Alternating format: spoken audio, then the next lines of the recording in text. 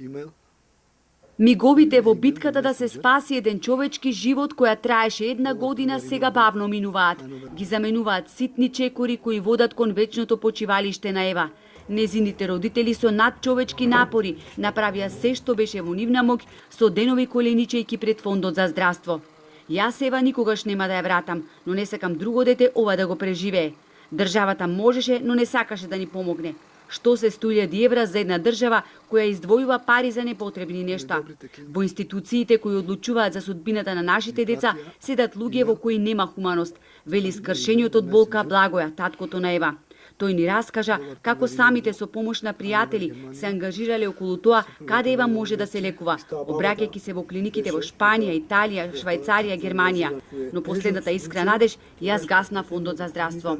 Таму има директори, има двајца албанци, двајца македонци, си има директори, си земаат плати тука, све е поделено по два. За лекување средства никако да се одобрат. Отидов кај господинот Вулнет, истата приказна. На секој одење 3 до 4 пати бев таму, истата приказна. Платите си ги средствата, ќе ви ги рефундираме. Јас собрав 170, дури последно и 200.000 евра.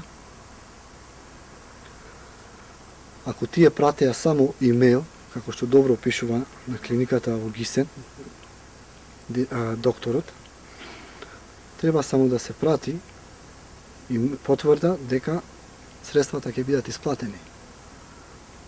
Тие не сакаа да платат потврда, да пратат потврда. Јас само сакав да го направам најдоброто лекување, да одам во една од најдобрите клиники. Оваа гарнитура дојде на власт собирајќи поени, сурово користејќи ја смртта на малата Тамара, додаде дедото на Ева, кој не можеше да зборува пред камера.